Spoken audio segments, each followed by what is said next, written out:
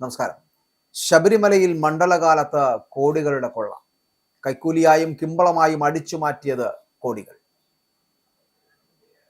ചിലപ്പോൾ നമ്മൾ അത്ഭുതപ്പെട്ടു പോകും.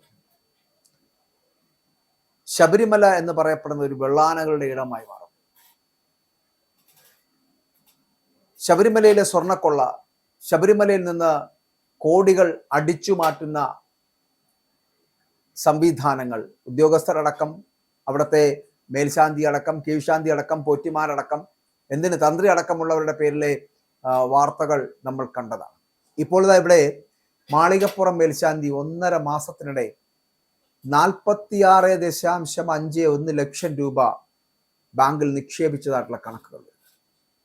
കൈക്കൂലിയായിട്ടും കിമ്പളമായിട്ടും ഒക്കെ ലഭിച്ച പണം സ്വന്തം ബാങ്ക് അക്കൗണ്ടുകളിൽ നിക്ഷേപിച്ച ജീവനക്കാരടക്കം കുടുങ്ങാൻ പോകുന്നു എന്നുള്ളതാണ്.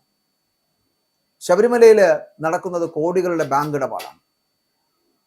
ഇത്തരത്തിൽ ബാങ്ക് ഇടപാടുകൾ നടത്തുന്ന ശാന്തിമാർ, അത് മേൽശാന്തിയോ കീഴ്ശാന്തിയോ ഏത് പോറ്റിയോ ഒക്കെ ആയിക്കോട്ടെ, അവർക്കെല്ലാവർക്കും അവരുടെ ബാങ്ക് ഇടപാടുകൾ അവർക്ക് വേണമെങ്കിൽ ലഭിച്ചത് ദക്ഷിണ എന്ന് പറയാം ശാന്തിമാർക്ക്. പക്ഷെ ജീവനക്കാർ എന്ന് പറയും.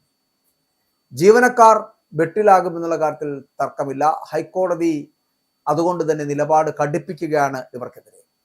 ശബരിമല സന്നിധാനത്തെ ബാങ്കുകൾ വഴിയും പോസ്റ്റ് ഓഫീസുകൾ വഴിയും ഒക്കെ മണ്ഡലകാലത്ത് നടന്നത് കോടികളുടെ സംശയാസ്പദമായിട്ടുള്ള ഇടപാടുകൾ എന്ന് തിരുവിതാംകൂർ ദേവസ്വം വിജിലൻസ് റിപ്പോർട്ട് പുറത്തു വന്നിരിക്കുന്നു. മേൽശാന്തിമാരും കീഴ്ശാന്തിമാരും തങ്ങൾക്ക് ലഭിച്ച തുക ദക്ഷിണയാണ് എന്ന് അവകാശപ്പെടുമെങ്കിലും സമാനമായിട്ടുള്ള രീതിയിൽ ബാങ്ക് നിക്ഷേപം നടത്തിയ ദേവസ്വം ജീവനക്കാരും ദിവസക്കൂലിക്കാരും കുടുങ്ങുവാൻ സാധ്യതയേറിയിരിക്കുന്നു എന്നുള്ളതാണ്.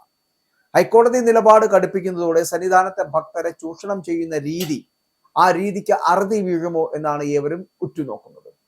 സന്നിധാനത്ത് ബ്രാഞ്ചുകളുള്ള SBI, ധനലക്ഷ്മി ബാങ്ക് എന്നിവ വഴിയാണ് പ്രധാനമായിട്ടും ഇടപാടുകൾ നടക്കുന്നത്. കൈക്കൂലിയായിട്ടും കിമ്പളമായിട്ടും ലഭിച്ച പണം സ്വന്തം അക്കൗണ്ടുകളിൽ നിക്ഷേപിച്ച ജീവനക്കാരാണ് ഇപ്പോൾ വിജിലൻസ് നിരീക്ഷണത്തിലുള്ളത്. ധനലക്ഷ്മി ബാങ്ക് 941 ഇടപാടുകളിലായിട്ട് 11.45 കോടി രൂപയാണ് നിക്ഷേപിക്കപ്പെട്ടതായിട്ട് കണ്ടെത്തിയിരിക്കുന്നത്. മേൽശാന്തി, ശാന്തിമാർ, ദിവസക്കൂലിക്കാർ, കുത്തക പാട്ടക്കാർ എന്നിവരുടെ 18 അക്കൗണ്ടുകളിലേക്കാണ് ഈ പറയുന്ന കോടികളിലായിട്ടുള്ള തുക എത്തിച്ചേർന്നിരിക്കുന്നത് എന്നുള്ളതാണ്. ഈ കാലയളവിൽ 1667 ഇടപാടുകളിലായിട്ട് 8.08 കോടി രൂപ നിക്ഷേപിക്കപ്പെട്ടിരിക്കുന്നു. സന്നിധാനത്തെ പോസ്റ്റ് ഓഫീസ് വഴി മാത്രം ഏകദേശം 14.08 ലക്ഷം രൂപയുടെ മണി ഓർഡറുകളാണ് അയക്കപ്പെട്ടിരിക്കുന്നത്. ദിവസക്കൂലിക്കാരും ശുചീകരണ തൊഴിലാളികളുമാണ് ഇതിന് പിന്നിൽ എന്നുള്ള കാര്യത്തിൽ അത് കേൾക്കുമ്പോൾ നമുക്ക് ചിലപ്പോൾ അത്ഭുതം തോന്നാം. മാളികപ്പുറം മേൽശാന്തി 1.5 മാസത്തിനിടെ ഏകദേശം 46.51 ലക്ഷം രൂപ ബാങ്കിൽ നിക്ഷേപിച്ചു എന്ന് പറയുമ്പോൾ, അത് കേൾക്കുമ്പോൾ സ്വാഭാവികമായിട്ടും നമ്മൾ അത്ഭുതപ്പെട്ടു പോകും, അന്തം വിട്ടുപോകും.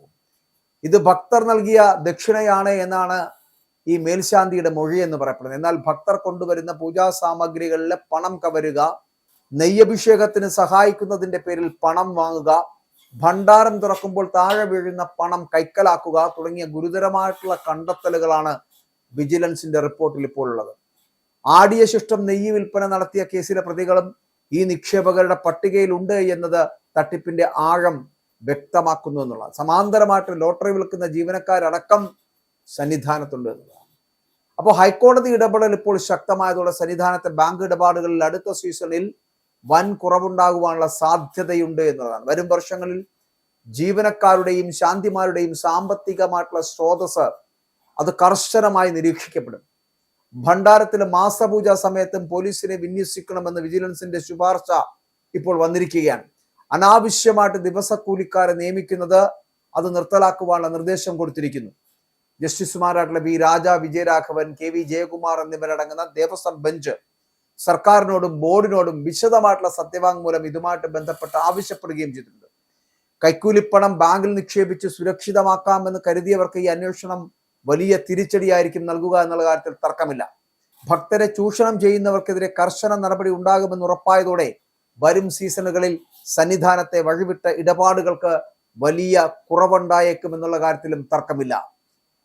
ഈ ശബരിമലക്കാലം കഴിയുമ്പോൾ ആ ശബരിമലയിൽ ഇങ്ങനെ മണ്ഡലകാലത്ത് നടന്നത് കോടികളുടെ കൊള്ളയാണ് എന്നുള്ള കാര്യത്തിൽ നിസ്സംശയം പറയേണ്ടിയിരിക്കുന്നത് ഞാൻ പറയുന്നതല്ല, ദേവസ്വം വിജിലൻസിന്റെ കണക്കുകളാണ്, റിപ്പോർട്ടുകളാണ് എന്നുള്ളതാണ്. കൈക്കൂലിയായും കിമ്പളമായും അടിച്ചു മാറ്റിയത് ജീവനക്കാരും പോറ്റുമാരും ചേർന്ന് കോടികളാണ് എന്നുള്ളത് ജനത്തെ അത്ഭുത പരതന്ത്രരാക്കുന്നു എന്നുള്ള കാര്യത്തിൽ സംശയമില്ല.